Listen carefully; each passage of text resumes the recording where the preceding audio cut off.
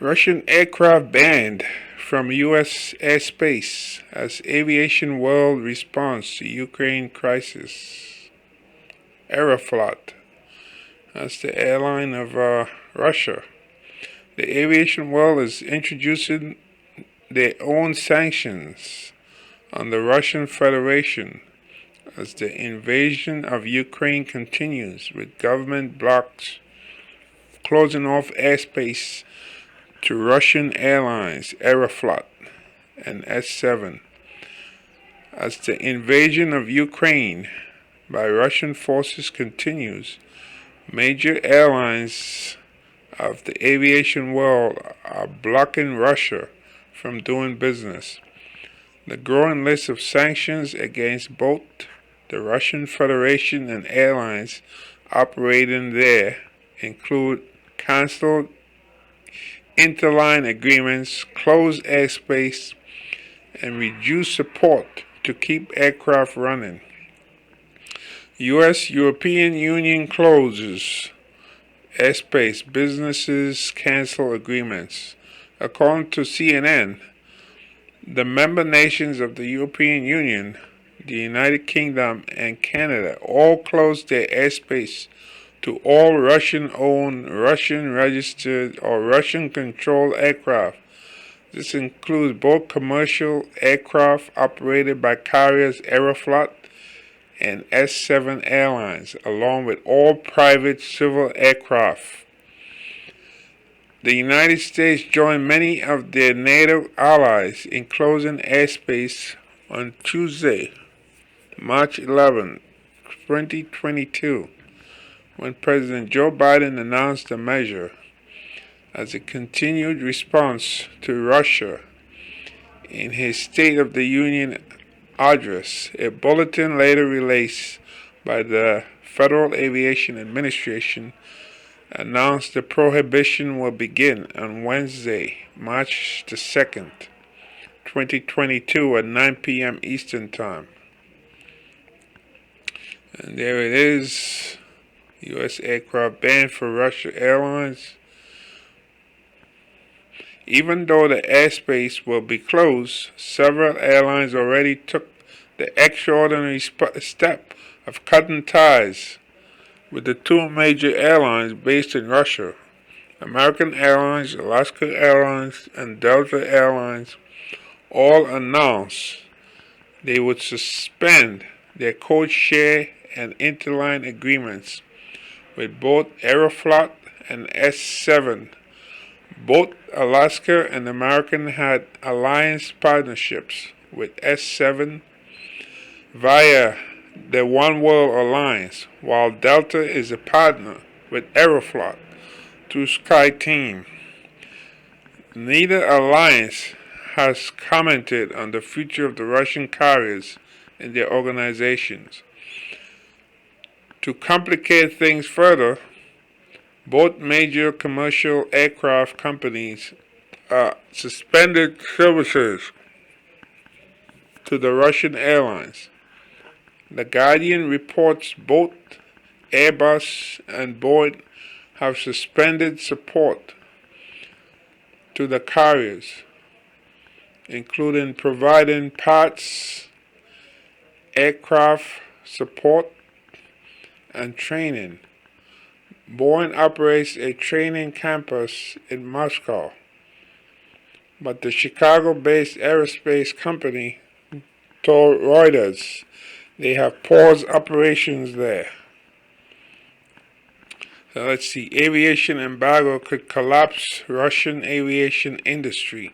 Without access to airports or support from other airlines and major aerospace companies, the makeshift embargo of Russian carriers could create major problems for the nation's industry. An editorial in Aviation International News notes the sanctions could not only make aircraft unsafe, but also prevent air carriers from access to insurance and potentially canceled aircraft leases, resulting in a meltdown for the Russian carriers. Okay, so these these are comments here. I think that's very sad that what's going on in Ukraine, inflicted by Russia, and it's like the Russian president seems to be oblivious to everything that's going on. It's as if he's saying, well, Russia is a big country. When you look at the map of the world, right, you see how big Russia is. It stretches from Europe all the way over into Asia. Yeah, all the way over into Asia. I remember back in high school, I learned about the Russo-Japanese War, right? Russo-Japan or something like that. 1905.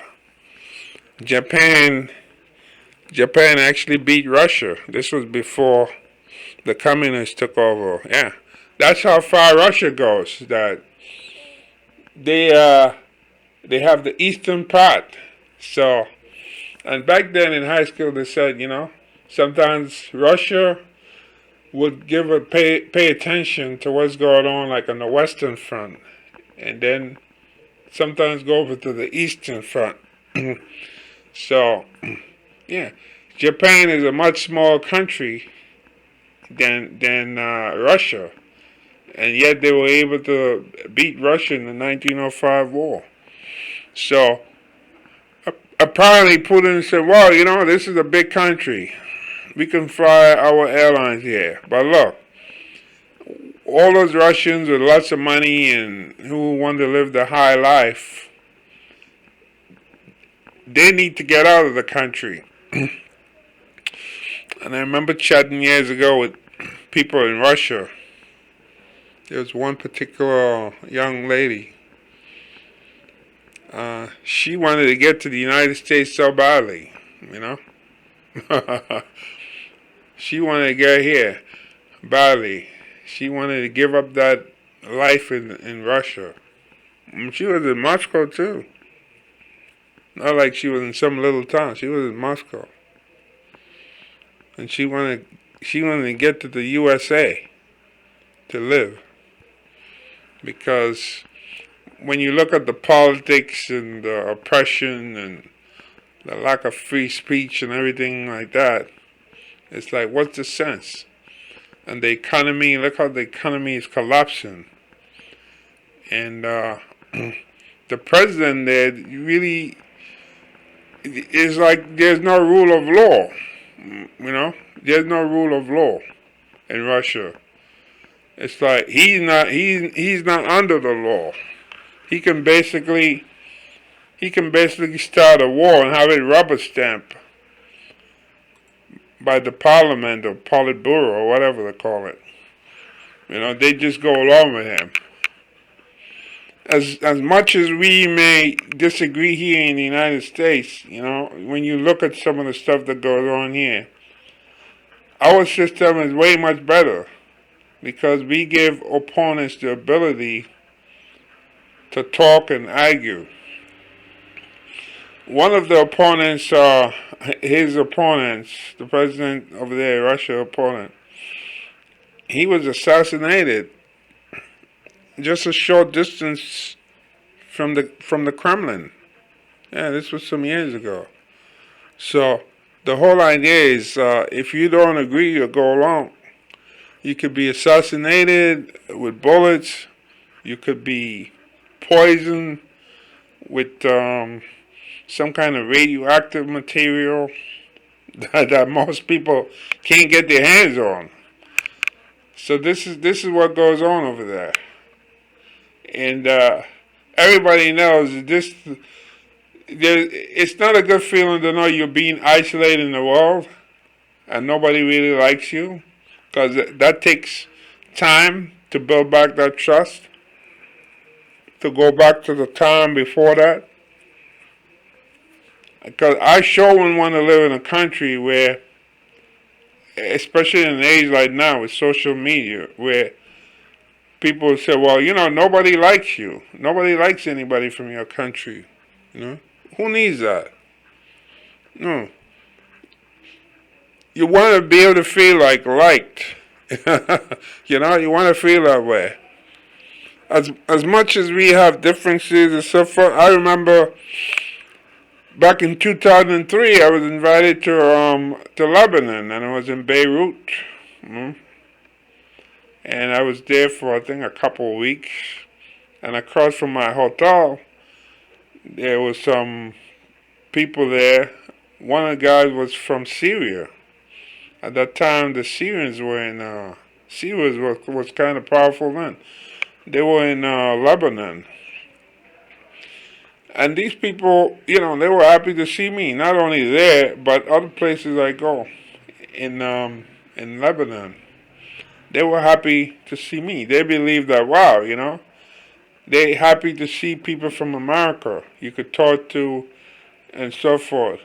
So I'm just saying that the difference here is that, yeah, you know, as much as they may have the differences with the United States government or what have you, basically they tend to be happy to see if you're American, that they want to talk to you, they want to have a conversation, they want to speak in English and so forth, so forth. Yeah, so that's the reception I got. It wasn't a negative one.